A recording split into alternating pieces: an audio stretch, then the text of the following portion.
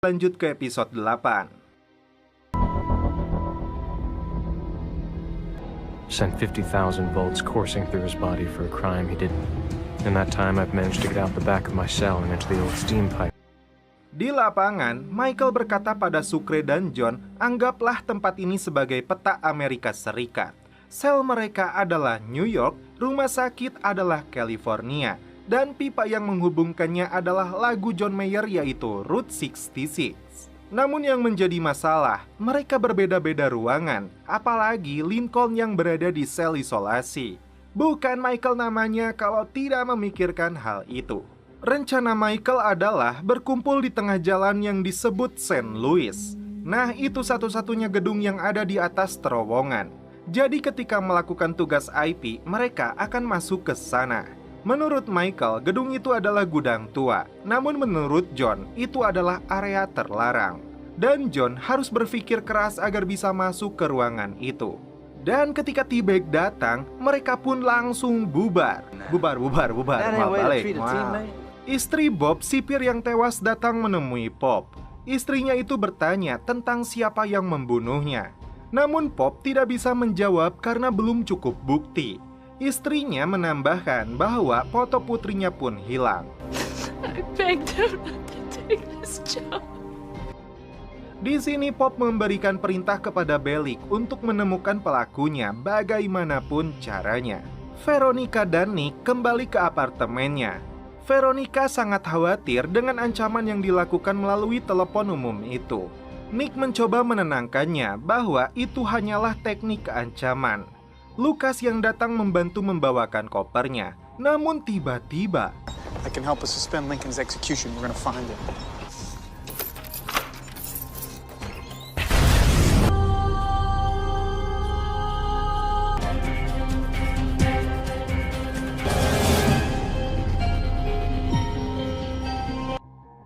di lapangan, akhirnya John menemukan ide untuk masuk ke gedung itu adalah api. Mereka harus membakar tempat itu. Nah, apabila gedung itu terbakar, maka bagian IP akan ditugaskan untuk membersihkan tempat itu. Kabar baiknya, tidak ada satupun penjaga yang datang ke gedung tersebut. Tak lama, T-Bag kembali datang dengan pacarnya. Ternyata, dia mendengar rencana pelarian mereka melalui gedung di hadapannya. Di sini, T-Bag memaksa untuk diikutsertakan dalam pelarian mereka. Jika tidak, maka dia akan melaporkan lubang di sel Michael kepada sipir. Berpindah ke Lincoln yang dikunjungi oleh LJ. Kali ini, LJ sudah sadar dan sangat menyesali perbuatannya. Lincoln mengungkapkan bahwa dirinya tidak membunuh Steadman. Dia memberitahu LJ bahwa eksekusi mungkin akan dibatalkan karena Veronica membantunya menyelesaikan kasus ini. LJ pun sangat terharu mendengar kabar tersebut. Sambil lalu di depan apartemen Veronica, Kellerman mendapat telepon dari wanita parubaya itu. Mereka melaporkan bahwa Veronica dan Nick sudah disingkirkan. Sekarang mereka akan melanjutkan ke masalah kedua. Michael dan Sucre khawatir lubang di balik toilet itu akan terbongkar ketika dilakukan penggeledahan. Michael dan yang lainnya akhirnya bisa masuk ke gedung St. Louis tempat mereka akan berkumpul nantinya. Tak diduga ketika membuka pintu itu, What the hell are you doing here? Clean up detail. ternyata banyak sipir di dalamnya. Semua merasa kecewa karena dalam gedung itu tidak sesuai dengan apa yang dibicarakan oleh Michael. They must have changed it since the retrofit. The bulls are camped out in there. They'll never. Karena gedung itu adalah jalan satu-satunya untuk kabur, Michael harus memutar otaknya untuk bisa berada di sana. Tak lama, Lincoln melihat DB Cooper keluar dari gedung St. Louis. Menurutnya, DB Cooper mempunyai akses VIP, dikarenakan selama 30 tahun terakhir DB Cooper mempunyai catatan bersih. Michael mau tidak mau harus mengajak DB Cooper. Di sini, DB Cooper sangat sedih karena kucing kesayangannya hilang. Michael mengambil kesempatan dalam kesempitan. Dia memberi undangan resmi untuk DB Cooper. Terungkap, D.B. Cooper dihukum 60 tahun hingga seumur hidup karena pembunuhan dengan kendaraan. Michael yang sudah mempelajari kasus D.B. Cooper, dia memanfaatkannya sebagai bentuk rayuan agar D.B. Cooper bergabung.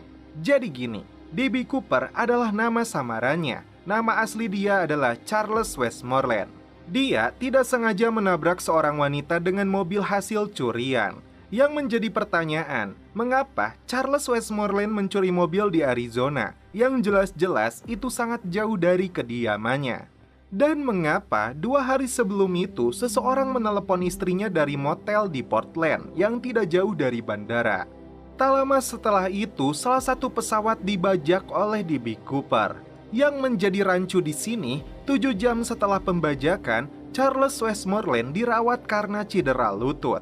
Rumah sakit itu berada di kota Brigham yang dimana kota itu bila ditempuh dengan mobil selama 7 jam adalah hal yang mustahil.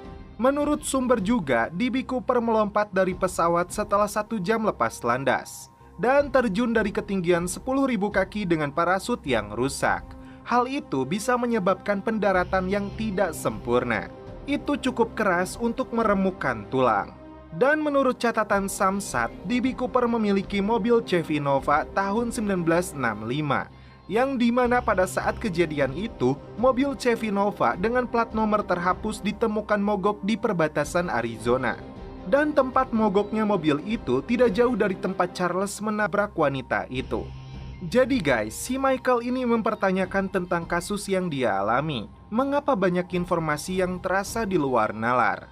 Namun D.B. Cooper hanya menganggap itu adalah kisah yang menarik. Ada satu hal yang tidak diketahui oleh Michael. Anggaplah semua yang diceritakan mengenai lutut kaki cedera, mencuri mobil, dan tidak sengaja menabrak wanita adalah benar. Pertanyaannya, bagaimana dia bisa membajak pesawat di Portland ketika dia dihukum mabuk selama 30 hari di Folsom? Akhirnya setelah panjang lebar berbicara kepada D.B. Cooper, dia tetap menolak ajakan dari Michael. Nick dan Veronica mengalami luka-luka setelah bom meledakkan apartemennya. Veronica sangat menyesal karenanya Lucas tewas. Lucas, oh my God. Kemudian Veronica menyarankan untuk melapor polisi. Namun seperti yang kita tahu, mereka berdua berurusan dengan pihak yang jauh lebih besar dari polisi. Mereka berdua pun berinisiatif untuk bersembunyi beberapa saat di sebuah tempat yang tersembunyi. Michael merasa putus asa karena D.B. Cooper satu-satunya orang yang bisa memasuki gedung itu. Sucre mempunyai ide agar mengambil semen karet yang bisa didapatkan di ruangan Pop dan menaruhnya di dasar teko kopi yang ada di gedung St. Louis. Maka ketika pemanasnya menyala, semen itu akan terbakar dan membakar seisi ruangan tersebut. Yang menjadi masalah tetap pada D.B. Cooper. Dan Sucre berkata, seseorang pasti mempunyai keinginan. Michael pun langsung peka terhadap kucingnya yang hilang. Di lapangan, D.B. Cooper senang sekali karena kucingnya telah kembali. Nah, karena hal tersebut, Michael meminta Charles untuk melakukan sebuah pekerjaan. Yang dimana Michael meminta Charles untuk membawa teko kopi ke gedung itu. Namun lagi-lagi, Charles menolaknya.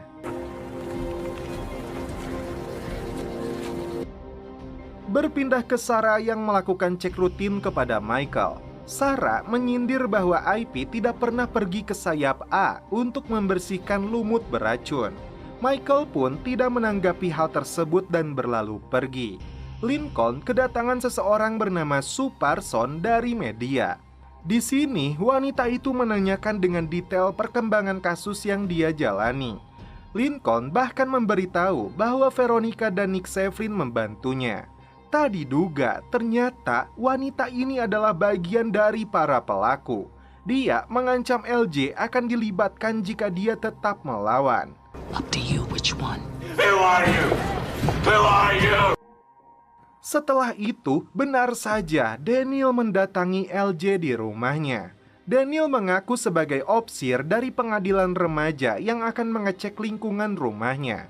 Tak lama kemudian, datanglah orang tua LJ. Daniel pun refleks mengeluarkan pistolnya. Oh my God.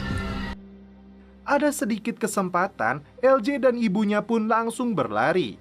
Sialnya, Kellerman menciduk LJ yang akan kabur. LJ, I'm not here to hurt you. Come on.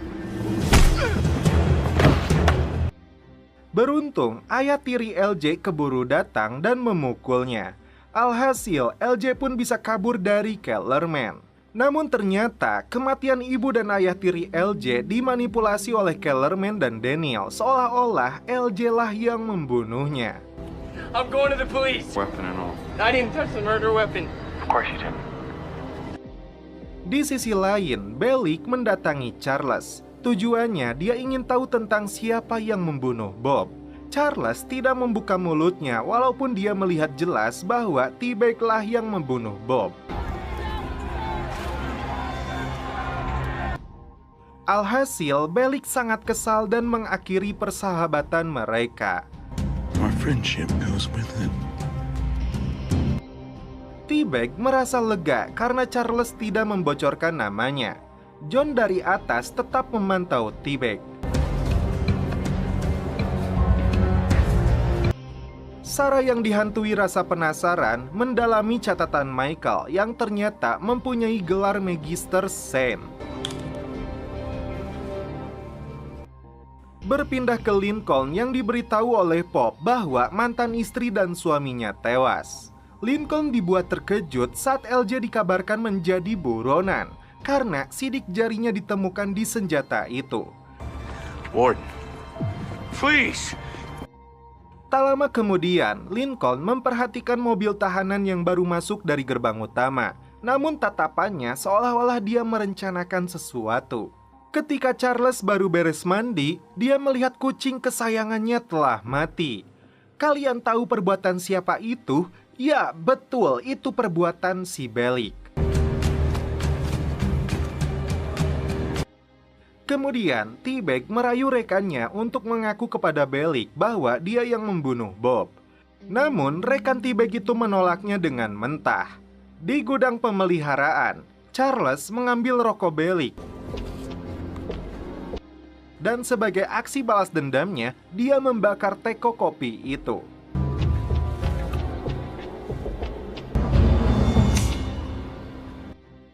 Lincoln yang semakin tertekan karena LJ menjadi buron, dia memutuskan untuk kabur melalui gerbang utama. Just stick with me.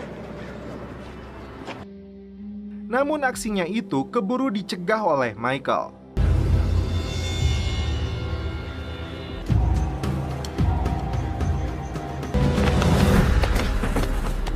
If you go out there. Tak lama kemudian, sebuah gedung terbakar. Itu artinya Charles melakukan hal tersebut. Thanks. I didn't do it for you. Dalam olah TKP ditemukan rokok Bellick di sana. Kemudian datanglah Seth yang memberitahukan pelaku pembunuh Bob. It's a box. Come back. Set me up. Dan ternyata itu adalah ulah dari T-Bag. Nick dan Veronica akhirnya tiba di rumah peninggalan ayah Nick. Mereka akan tinggal di sini beberapa waktu. Michael dan yang lainnya akan menuju gedung St. Louis. Namun T-Bag yang mengetahui semua tentang rahasia mereka, mau tidak mau dia diajak oleh Michael. Mereka ditugaskan untuk membersihkan tempat ini. Lebih dari itu, disinilah mereka akan memulai misinya.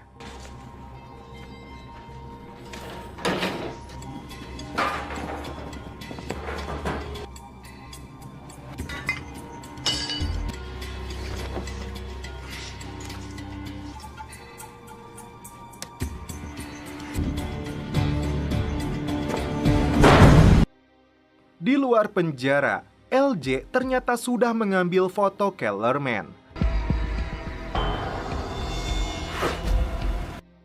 Beralih ke Kellerman yang berhadapan langsung dengan wanita parubaya yang selama ini hanya terdengar suaranya saja.